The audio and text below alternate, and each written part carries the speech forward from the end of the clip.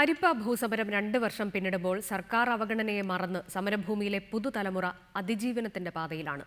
ഇരുട്ട് ശീലമായ സമരഭൂമിയിലെ കുട്ടികൾ മണ്ണെണ്ണ വിളക്കിന്റെ അരണ്ട വെളിച്ചത്തിൽ സമരത്തോടൊപ്പം പഠിക്കാനും ശീലിച്ചു കഴിഞ്ഞു. അരിപ്പയിലുയരുന്ന ശബ്ദം അത് മാനവരുടെ ശബ്ദം, അരിപ്പയിലുയരുന്ന ശബ്ദം അത് മാനവരുടെ ശബ്ദം.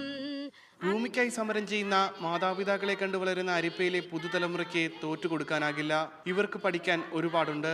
മണ്ണെണ്ണ വിളക്കിന്റെ മങ്ങിയ വെളിച്ചത്തിൽ നല്ല തെളിമയോടെ തന്നെ ഇവർ പാഠങ്ങൾ പഠിക്കുകയാണ്.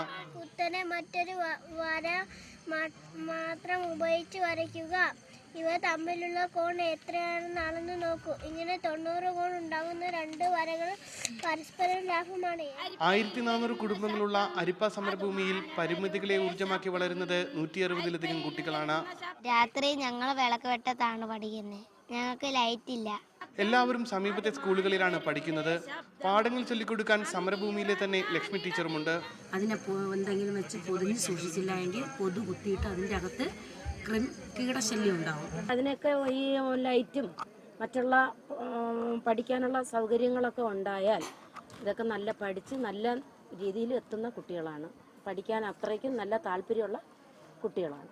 സർക്കാർ അവഗണന ശീലമായ ഇവർക്ക് മണ്ണെണ്ണ വിളക്കിന്റെ വെളിച്ചം നൽകുന്ന പ്രതീക്ഷ വളരെ വലുതാണ്. അരിപ്പയിലുയരുന്ന ശബ്ദം അത് മാനവരുടെ ശബ്ദം, അരിപ്പയിലുയരുന്ന ശബ്ദം അത് മാനവരുടെ. ചില കാഴ്ചകൾ കാണണമെങ്കിൽ കണ്ണു തുറന്നു തന്നെ നോക്കേണ്ടി വരും.